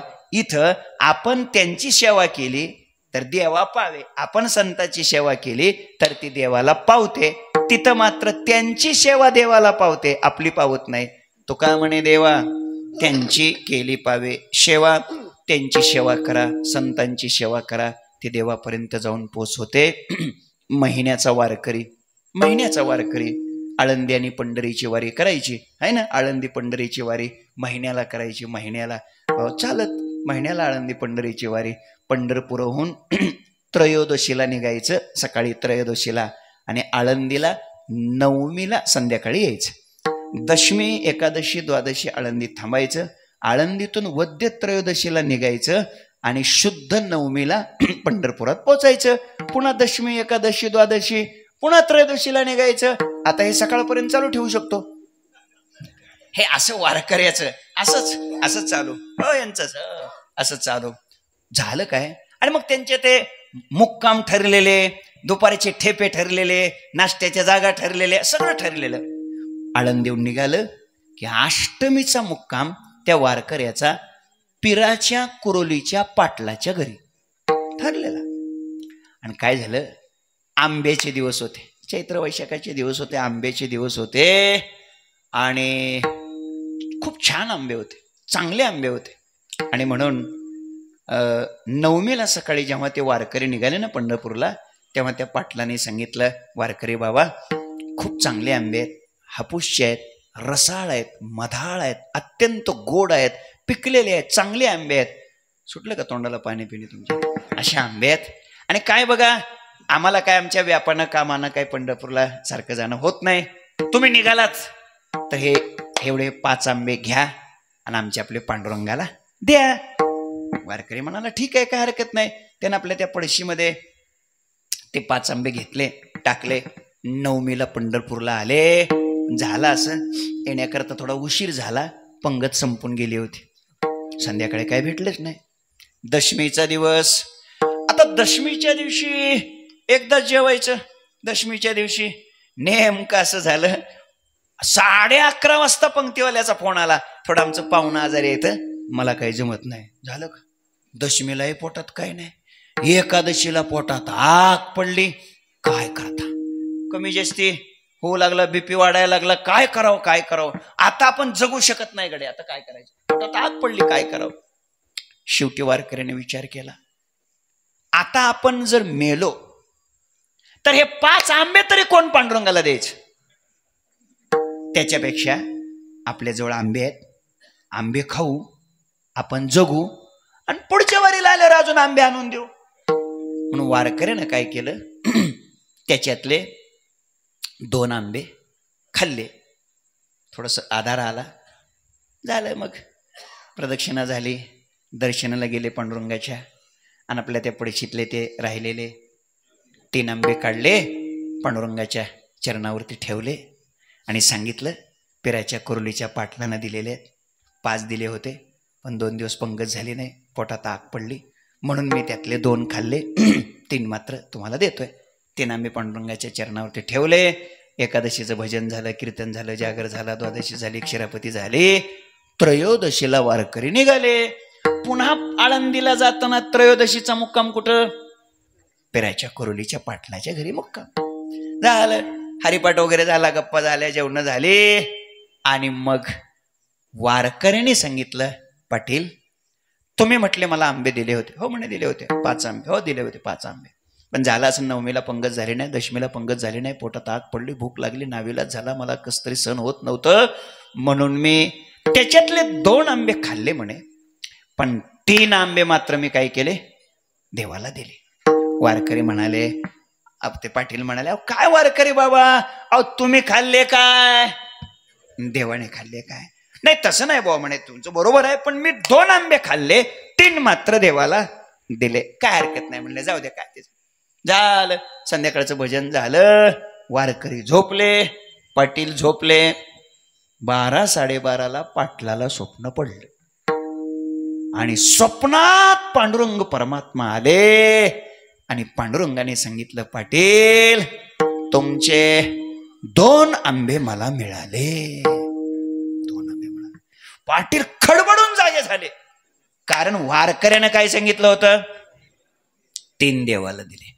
देव तर काय म्हणतोय, 2 आंबे मिळाले. एकाचा भ्रष्टाचार कुठं झाला? वाटच बघत होते पाटील, वारकरी कधी उठतेत. वारकरी काकड्याला उठले 4ला बरोबर, काकडा होऊन दिला आणि काकडा झाल्या झाल्या पाटलाने वारकऱ्याला विचारलं, वारकरी बाबा नाही काय देवाला किती आंबे दिले? म्हटले 3. देवानं तर माझ्या स्वप्नात येऊन सांगितले, म्हटले 2 आंबे मला मिळाले म्हणून. नेमकं देव खोटं बोलतोय का तुम्ही खोटं बोलताय? वारकरी म्हणाले, हे बघा तुम्ही मला विचारलं होतं का? नव्हतं, मी स्वतःहून सांगितलं. बरं मग मी 3 आंबे खाल्ले असते तर 3 खाल्ले असते म्हणून सांगितलं. मी 2च आंबे खाल्ले, 3 मात्र देवाला दिले. पाटील म्हणाले, हे झालं तुमचं म्हणणं, हे तुमचं खरं, मग तुमचा देव खोटं बोलतो का? तुमचा देव खोटं बोलतो का? देवाने तर सांगितले मला 2च आंबे मिळाले म्हणून. एकाचा भ्रष्टाचार शोधल्याशिवाय मी काही तुम्हाला जाऊ देत. चतुर्दशीला राहावं लागलं तिथेच. आता काय करा, पुन्हा संध्याकाळी भजन झालं, वारकरी झोपले, पाटील झोपले. पुन्हा पाटलाला स्वप्न पडलं दुसऱ्या दिवशी. पुन्हा पाटलाच्या स्वप्नात पांडुरंग परमात्मा आले. काय पाटील भाग्यवान हो. कोणते? ते पिराच्या कुरळीचे. काय पुण्यवान विचारा. पुन्हा स्वप्नात देव आले आणि देवाने सांगितलं, पाटील तुमचे 2 आंबे मला मिळाले. मग मात्र पाटील स्वप्नातच देवाला बोलायला लागले, काय देवा, वारकऱ्याने तरी सांगितलंय 3 आंबे तुम्हाला दिले म्हणून, आणि 2 मी खाल्ले आणि 3 तुम्हाला दिले म्हणून, तुम्ही कसे काय म्हणतात 2 मिळाले? देवाने सांगितलं, वारकरी बोलतात ते खरंय. म्हणजे काय खरंय? वारकऱ्याने किती खाल्ले? पाटील म्हणाले 2. आणि मग देव म्हणाले, मग तेच बरोबर आहे, वारकऱ्याने जे 2 आंबे खाल्ले ना तेच मला मिळाले. आणि म्हटले, मग तुमच्या पायावर ठेवलेले 3 ते बडव्याने आणले, मला कुठले भेटायला? तुका म्हणे, देवा त्यांची केली पावे सेवा, संतांची सेवा केली किती देवाला मिळते. शिवडी हे गाव संतांची सेवा करणारा गाव आहे. वारकरी संप्रदायात हिमालयाची ज्यांची उंची, अख्खं सगळं जीवन संस्थेकरता ज्यांनी समर्पित केलं, अशा सद्गुरू नतोशिंग बाबाची सेवा करणार हे गाव, आदरणीय कोल्हे बाबाची सेवा करणार हे गाव, आणि वारकरी शिक्षण संस्थेतल्या सगळ्या वैष्णवाची साधकाची सेवा करणार हे गाव. शताब्दी महोत्सवात फक्त सहज बोललो आणि साबुदाण्याची सेवा या गावानं केली. गेल्या वर्षीच्या कीर्तनात बी बोललो नाही, नंतर बोललो सहज चर्चा करता करता. आणि हे म्हणले, मग आम्ही नाही का, आम्हाला सांगायचं ना. आणि मग आपलं जे अन्नपूर्णा भवन बांधलं ना आळंदीमध्ये, संस्थेतल्या मुलांना शांत निवांत बसून जेवता यावं, पोटभर जेवता यावं, गाथा ज्ञानेश्वरी भागवताचं चिंतन करणारा जो साधक आहे, जो वैष्णव आहे, त्याला 2 घास शिस्तीत शांततेत खायला मिळावे, याच्याकरता निवाऱ्याची आवश्यकता. आणि त्यामुळं त्यासाठी अन्नपूर्णा भवन बांधण्याचं ठरवलं. प्रातस्मरणीय गुरुदेव शांतीब्रह्म कुरेकर बाबा यांची इच्छा, संस्थेचे अध्यक्ष महोदय आणि सगळे शिक्षक आणि सगळे विश्वस्त या सगळ्यांची इच्छा, त्याच्यातून ती योजना सुरू झाली. आणि शिवडीकरांना खाजगी बैठकीत बोललो आणि त्यांनी फरशी बसवण्यासाठी फरशी करता 2 लाख रुपये तिथं दिले. आदरणीय आरू बाबा यांनी ते तिथं आणून पोच केले. म्हणजे हे तुका म्हणे, देवा त्यांची केली पावे सेवा, तुम्ही जोग महाराजाची केलेली सेवा आहे, आणि ती जोग महाराजाच्या माध्यमातून पांडुरंगापर्यंत पोचल्याशिवाय राहणार नाही. असं सेवा करणारं हे गाव आहे, सतत सेवेत असलेलं हे गाव आहे. आणि म्हणूनच तुम्हाला सगळ्याला प्रार्थना आहे, आता ते अन्नपूर्णा भवन सुरू झालेलं आहे, खालचा वरचा सगळं छान सुरू झालेलं आहे. यावेळेस प्रस्थानाची कीर्तनही तिथं झाली आणि नंतर पंक्तीही झाल्या, सुरू झालेलं आहे. आपण जरूर तिथं या आणि अधिक सेवेची संधी आम्हाला मिळू द्या, अशी मी आपल्या चरणी प्रार्थना करतो. पुन्हा एकदा आमचे सगळे गुरुबंधू, ज्येष्ठ श्रेष्ठ आदरणीय संत मंडळी या सगळ्यांच्या चरणी नतमस्तक होतो. शताब्दीमध्ये कोटीचं सगळं मुख्य सांभाळण्याची जबाबदारी ज्यांनी संपन्न केली, अशा आदरणीय गरड बाबा, पुढं तुमच्या सहीशिवाय माल बाहेर जात नव्हता, ते गरड बाबा या ठिकाणी उपस्थित आहेत, त्यांच्याही चरणी नतमस्तक होतो. सगळे शिवडीकर, श्रीराम संस्थान, श्रीराम भजनी मंडळ आणि आपण सगळेजण आपल्या सगळ्यांना मनापासून प्रणाम करतो, वंदन करतो, आपल्या चरणी नतमस्तक होतो. संतांची सेवा हेच आपल्या जीवनाचं ध्येय असावं, हेच आपल्या जीवनाचं उद्दिष्ट असावं. कोणतीही अपेक्षा मनात न ठेवता आपण संतांची सेवा करा. संत नक्की कृपा करतील, नक्की नथुबाबा कृपा करतील, नक्की मोठे बाबा कृपा करतील, नक्कीच जोग महाराज कृपा करतील, नक्की ज्ञानोबाराय तुकोबाराय कृपा करतील. आणि त्यांच्या कृपेनं आपलं जीवन मोक्ष या स्थितीपर्यंत नक्की जाईल, अशी अपेक्षा बाळगूया आणि चिंतन सेवेला पूर्णविराम देऊया. तुमच्या म्हणण्याप्रमाणे 8:30 ते 10:30 नामदेवराव बरोबर झालंय बरं का, इमानदारी वगैरे झाली बरं का, लक्षात ठेवा. नाही तुम्ही असं म्हणचाल उशिरा चालेल लवकर संपवलं असं काही नाही. मी इमानदारी वगैरे केलेली आहे, म्हणजे तुमच्या लक्षात असलेलं तर अशी मी इमानदारी केलेली आहे आणि तुम्ही इमानदारीच करणारे लोक आहेत, काही वाद नाही. हे 48वं वर्ष आहे बघा कुंदन शास्त्री, हे 48वं वर्ष आहे आणि आता लवकरात लवकर आपल्या सप्ताहाला सोन्याचे दिवस येणार आहेत. म्हणजे या सप्ताहाचा सुवर्ण महोत्सव म्हणजे 50वं वर्ष मोठ्या थाटात, मोठ्या दिमाकात, मोठ्या वैभवात संपन्न होणार आहे आणि त्याची तयारी मला वाटतं आपण आत्तापासून करावी अशी मी विनंती करतो. 50व्या वर्षाच्या वेळेस थोडी संख्या रोडावलेली असल्यामुळं थोडा आपण बदल करा. 7 ते 9 वर कीर्तन आणा. 50व्या वर्षी 1 वर्ष तेवढं 7 ते 9 वर आणा, म्हणजे काही बाकीच्या अडचणी येणार नाहीत.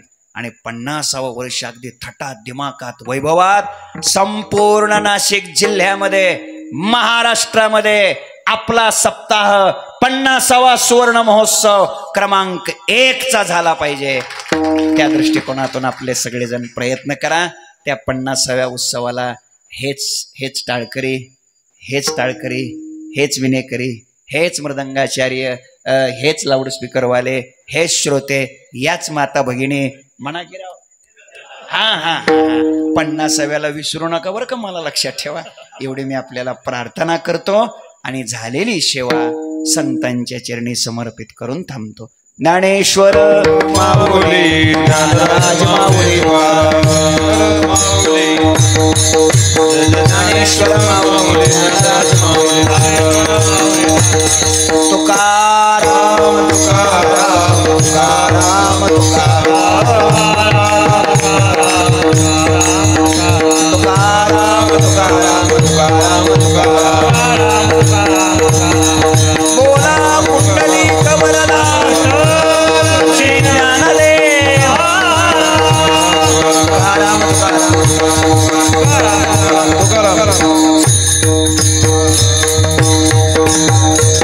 विठ्ठल जय जय विठ्ठल जय जय